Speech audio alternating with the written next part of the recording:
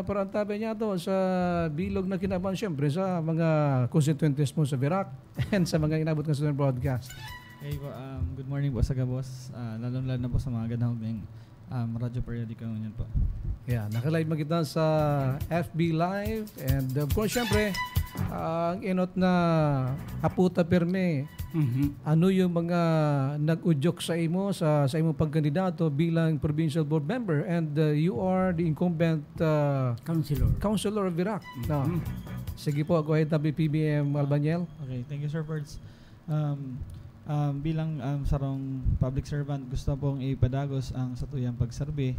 Buko lang po sa Virac na, kundi ibalita po ang San Andres and Caramoran para ipadagos po ang satuyang serbisyong may direksyon, buko lang po pag may election po. Serbisyong may direksyon. Ba, matindi Alright, nabalikan ta siguro. So sa imong mga accomplishment man sa SB, kasi yon ang nagiging kunyan mo kumbaga patugmadan, naging way para ma-extend kasi nahiling mo yung possible extension kan sa imong serbisyo from Sangguniang Bayan ng Virac then elevated to the provincial board member. Yes po. So, of course, ipadagos na po ang init ng programa, ang pagsuporta sa mga kabataan, idadara po sa munisipyo and then ang pagtao ng boses sa mga kasaradayan, lalo sa tuyang mga fisher folks, farmers, mga sa transport group, idadara na tapuan sa Kapitolyo po. And of course, so pag gusto po mong ipa-improve sa pagtatautan ng mga livelihood programs, medical mission, and educational assistance, idadara po lang po sa Virac, kundi ibabahagi naman po ini sa San Andres and Caramoran po, Sir Ferds. Ayun, kasi three municipalities, big municipalities, ang Caramoran, San Andres, and Virac now. Alright, anong nahiling mo mga legislative agenda for the Sangguniang Palalawigan? Abot mong ma-extendir. At ang kasi ang epekto ng dawa na ko siya kuya ka sa West District, ang epekto ko yung bilog na Katanduanes. Yes po. So, as a professor at instructor, so inutunta po ang edukasyon. Gusto tamang pong matabangan ang satuyang mga estudyante like sa mga simpleng school supplies, saday na bagay ito para sa to pero dakulang impact po ito sa mga nangaipo.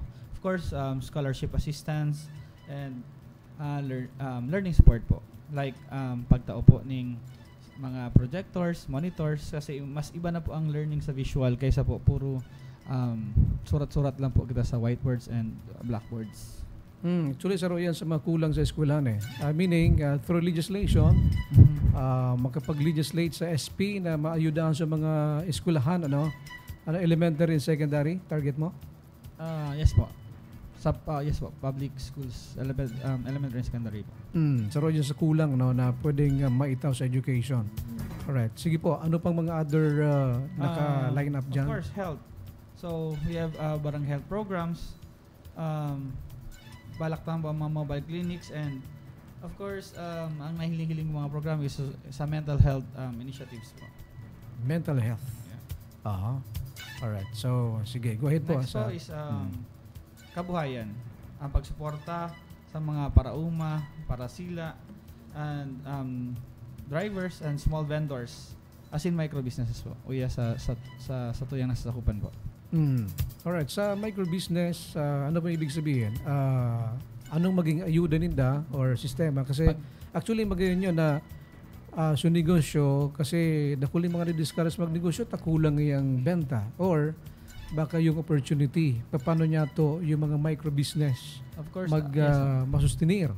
Andyan po sa tuyang TESDA para magturo po kung ano ang pwedeng naangkop na negosyo para sa kapanahonan po. And of course, andyan po syempre ang pagtagtao ng puhunan po para sa inda.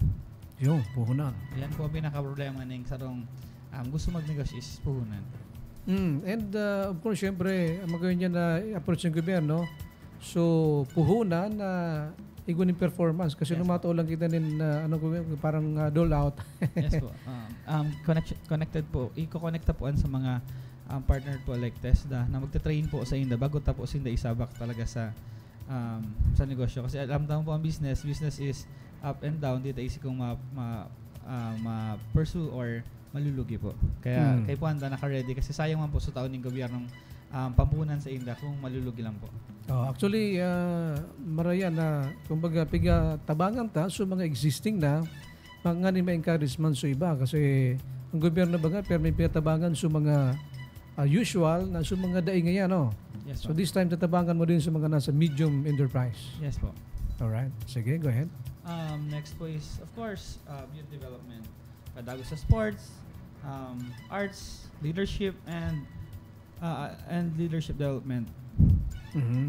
Parang training seminars. Yes po. Para sa itong mga kabataan. Pag free time nila sa school, ang pagbalanse sa ACADS and of course sa mga sports, mas magayon po para sa tuyang mga estudyante para iwas stress din para sa inda. Para maging productive sinda, after na magkawat, ang magkawat-kawat, igwa income. Sige.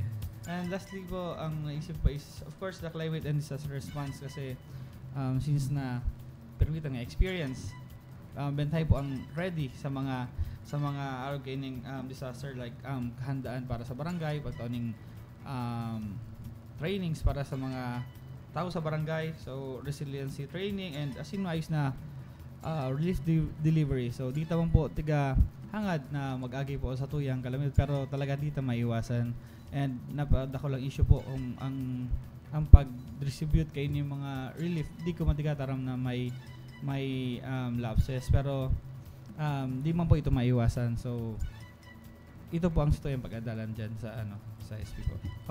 So kasi talagang given yan sa katanduan is nakita ang typhoon proof uya sa tuya piga manufacture ang bagyo. So dapat may mga anticipation. So anong nailing mo na in anticipation under the provincial government? Siyempre SP kayo ang tataonin buhay tanganin na ma-implementar kang executive. Anong possible proposal mo para kapabilis? Kumbaga abot pa sa ng bagyo, pakaabot ng bagyo, pagkatapos outright yung distribution. Yes po.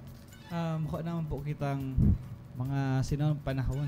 Nahihiling ta na po sa mga possible na ang pagtama ng bagyo, ang kung saan natatrakta na po maski harayo pa ang bagyo. So always ready kita para before pa mag-abot si bagyo, isita na po ang after kito kung ano ang sistema po ng pagtawag ng relief and so mga talagang iinuton and then so ipapaborita po. Yeah. Alright. Sir Buddy, may question ka kay PBM? Okay, tabi. Na-mention mo ko sa bago. So, ikukan mo ang TISDA manangol sa mga businesses concerns. And of course, lalo na siguro sa technical side, talaga tila pa-training sinda. Pero of course, sa ikukan mo man siyempre, tabi, PBM candidate, Buboy, itong DTI kasi main concern nila yan, igwa silang mga pa-training dyan. And of course, na-mention mo itong sa edukasyon, DepEd, mga matarabangan ng mga estudyante dyan, mga pupils. How about po sa college level? Pwede po, anong mga plano mo tabi? Kasi mas lalong kailangan din nila itong manungod sa assistensya in terms of, although ang provincial government, igwan na dyan kan. Anyway, you will be joining the SP. Siguro, mas okay man siguro na matutukan man din siyempre itong sa higher level, sa college o university level tabi. Yes po. So mga educational assistance like mga school supplies, madalas po ini sa mga secondary and elementary. So mga financial assistance sa schools assistance, ang mga beneficiary gino madalas is the college level po.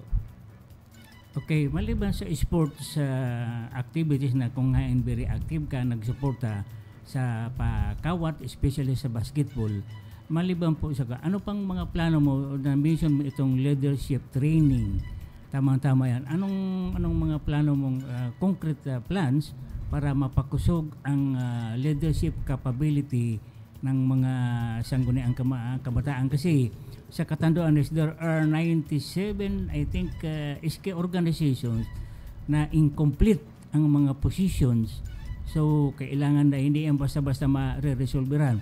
So para mapakusog ang sinang kwan, siguro anong plano mo para ma-remedyohan itong problema sa 97 academy SK organization sa katanduan sa Barakyata. I think there are 24 SK organization tabi. Itatap po si SKs and of course maka-collaborate kita kung anong programs kasi every barangays may kanya-kanya po kitang problem pagdating sa youth kasi ang iba in terms of leadership programs and seminars active po si mga youth and sa ibang napapansin ko sa ibang barangay di po masyadong ga-attend si mga youth tanuman so mahanap po kita ng way ano ang pwedeng maki-encourage sa INDA para mag-attend po sa mga programs na idadarata po sa INDA ang barangay. Or make it bring the government closer to the people. Siguro sa mga seminar, duman na mismo sa barangay. Yes, Ano minsan bagang dahil pamasahe or kadaklan yun ang problema kasi usually through the clustered barangays, di ba? Para halimbawa, I think there are 9 cluster districts in Birac or in some other municipalities. Igwa man yan, siguro biyo tabi PBA yes, po. Candidate. Mas maging talaga ito if idadarata sa barangay and of course training para sa mga SK na makaka-interact nila ang bawat SK and may good communications nila kung ano ang problem every barangay nila. At least may ideas nila kung ano ang pwedeng ma-share nila duman sa kakulangan ng barangay ng iba. Actually, sa naging advantage mo pag kandidato mo sa Sangguniang Bayan, so pag-launch mo ng mga sports development, lalo na itong basketball. So, arrogant sinabi ni Sir Buddy, dadagdagan mo ba ito? Kasi nakulit ito mga potential based naman sa interview mi sa DepEd Sports Coordinator, Yes. Sir Fidel, kakaipusin na intervention, lalo na itong pag-crear kasi katanduan Sports Academy. Council. Hindi. Sports Council. Para may mo academy, katanduan Sports ano Academy. pwede mong makontribute sa DepEd para sa mga pigasabak niya to dyan sa regional, national, hindi pa lang mahasa na talaga. Yes po. Nasasabi ninda na nag-focus lang ito sa basketball pero duman lang po kita nagpuon kasi ito po ang forte ta. So tigapuon po ng tama po sa ibang sports. Ang pinakaano lang po diyan ning sarong player is fund. Ang pag-alaga sa INDA and of course the training. Bago ka isabak sa lawas ng isla, kay po ang matinding ang training, makota ning trainer and of course sa mga equipment na gamit po ninda. Yun ang kulang. Yes, na i-legislate mo, Tatata pa ng pondo po. kasi pwedeng kulang man supunda sa probinsya and pwedeng ma-coordinate sa higher agencies tabi PBM. Yes po. Alright. Anything kapiro din sa bossing? Sa pa, because you are aiming for the Sangguniang Panlalawigan, how would you mind kung mataon mo ng tutok itong abaka industry, lalo na itong mga abakaleros, mga abaka farmers, lalo na remember, kita natabi ang declared katanduan as the abaka capital of the Philippines. So anong plano mo tabi? If you are given the trust and confidence kang sa tuyang mga botante digdi sa islang kaigan tabi. Okay. So mapapansin ta na talaga nagbaba ang price ng abaka kasi due to demand and supply, isita naman na plastic na gamit sa bagong money na ito ang pinaka main talaga nagbaba ang presyo ng abaka. So siguro we have to request again to the mga congressman and senador na if ever na magtao pa rin chance na gamitin utro si abaka kasi so mga dating gagamit ni abaka as is lang ito, so nabawasan lang itong dakulang part ini ang paghari ng paggamit ng abaka sa tuyang mga bills. Kaya siguro through legislation and through resolutions marigas kita na if ever na matawan ng chance na ibalik ang paggamit kay ni so gigibon tapuan. Ayun, kasi sabi ba kang Bangko Sentral, actually itong polymer, ayun, nahiling tayo dyan, polymer. Then of course, ibig mo sabihin through legislation, maapilar ka para maibilik giraray, kumbaga matutok, bagulan sa polymer, kundi suaba ka ingredients na. Alright. Paliban dyan, sige, go ahead. Saro pa isa ba?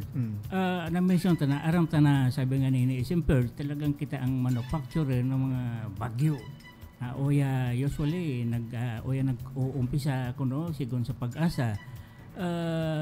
Ano pa ang plano mo? Kasi dapat magkaiguan ng evacuation center ang practically all municipalities. Anong plano mo tabo di PBM? Abuboy? So, inot na inot, mahanap kita ng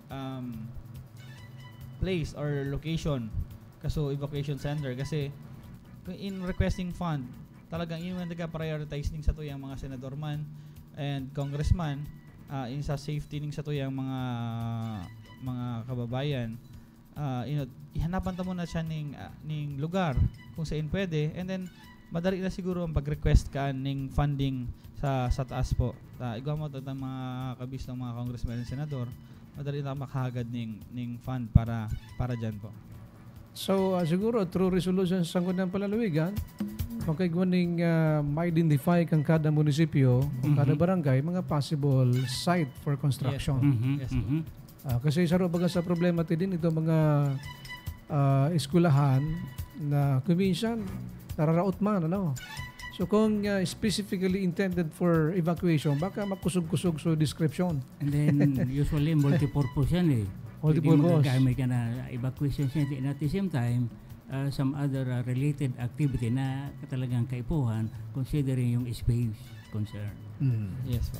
Alright. Unless may mga gusto ka pa tami paabot PBM Albanyel, Buboy Albanyel, duman sa mga paraan tabita, at ang ganyan haranina. Pero kumusta doon sa yung paglibot-libot? Kumusta man tabi sa yung pagpagal? Ano na mga lugar na puntahan mo? As in yung mga pupuntahan mo pa? Sa almost tapos naman po ako sa Caramoran and San Andres. Kaya gapon na po tayo sa Birak po. Ning pag-ikot-ikot. And syempre gahalat man po kami ng meeting di Abanse. Uya po sa Birak para at least malatag ta utro ang plataforma ipapadagos ta sa diyan po sa isang panlalawigan. Personally, so mga kasi actually extraordinary talagang pagiging kandidato eh. Grabe itong sa indong pagal. Papunta ka down to the barangay, pinakasulok. Pero paano, ano para sa imo? Parang na-embrace mo na ba yung sitwasyon na yan o talagang nasa learning process ka pa? Ning ano po? Kahit itong pagkampanya sa mga, di ba? Kahit tarari ang lugar, napuntahan nyo eh. Yes po. Before pa kasi, na maski wala pa ako sa politika, mahilig na po kita mag-ikot sa every barangay kaya baging normal na lang po sa kuya ito. Every time baga may mga mga calamities, ikot na kita sa barangay maski wala pa kita sa politika kaya so mga lugar po sa Caramoran San Andres, isitar man po ang di na po ako nabibigla sa mga tiga-agihan ko kasi familiar naman po ako sa lugar. Ayun. Ano mga challenges na na-discover mo pa pag libot-libot personally? Kasi parang may ideya sa mga parang tabita. Pag-ikot, namatita ang pagtios ning mga tao. Kasi dumanda na healing ang sa inda talagang pang-ipo lalo na sa mga sulok na barrios na arugan kaypuhan mi. So, sabi ko makaambag man kita diyan pag abot ning pag nakaluwas na kita or even dati pa na ituangan ta pero talagang di ko expect na arog ito kadaklan duman sa mga barrios na sulok paging diga-asa sinda sa kabuhayan nila if they sinda ning nakukuhang income doon sa kabuhayan talagang day talaga sinda. Kumbaga ito talaga dakulan chance ng campaign period para mahiling nyo, mamati, talagang ma-incorporate nyo sa diri nyo duman sa bitis, sa pagbuhay ka mga residente. So garo kayong kadakulang importansya, no? Yes po. Okay.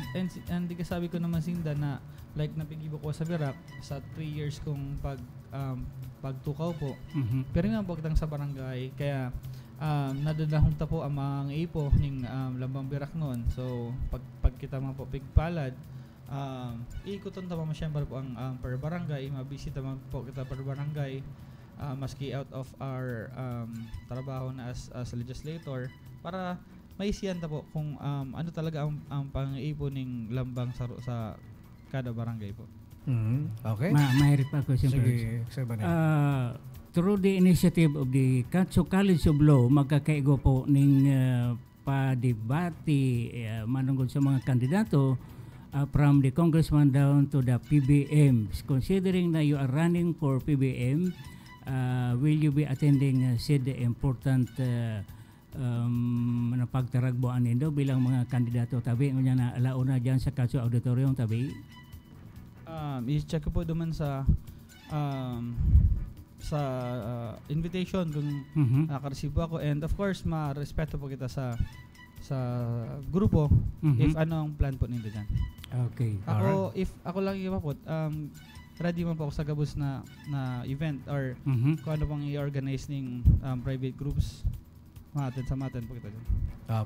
Okay, lastly, minsan mo tabi PBM, Buboy Albanyel, sa mga parantabi tayo sa mga gusto mong maging parte ka sa imong kampanya. Go ahead. Okay. Intay ang sa kong pasalamat sa Radyo Periodiko na natawang kita ng chance na ma-interview po otro para as a neophyte or as provincial board member. Alam tama, first termer councilor pa lang ako. At least makapamidid po and malatag ko ang plataforma sa mga paradahong sa to. And otro, mapamidid po ako. Ako po si Cyril Buboy Albanyel. So Buboy Albanyel po ang nakalagay kasi ang Cyril din nyo po ang mahiling sa balota. Numero, ano tabi? Number one po ako. See, okay. Number one. Number one po. And sana ang suporta ipadagos-dagos na po kasi di man po ako nagpabaya sa kuyang sinumpaan sa pagservice sa tuyang sa Biraknon, and balak mo pong i-share and idara sa San Andres and Karangalan po. Alright, with that, maraming salamat PBM sa pagpunta mo sa Radyo Periodiko and paglatagan sa imong mga plataforma de gobyerno. Mga malos sabi mga periodiko, bago kita makalipas sa nagka-importante mga katalasas, po kayo lulubay ni Juan sa Radyo Periodiko.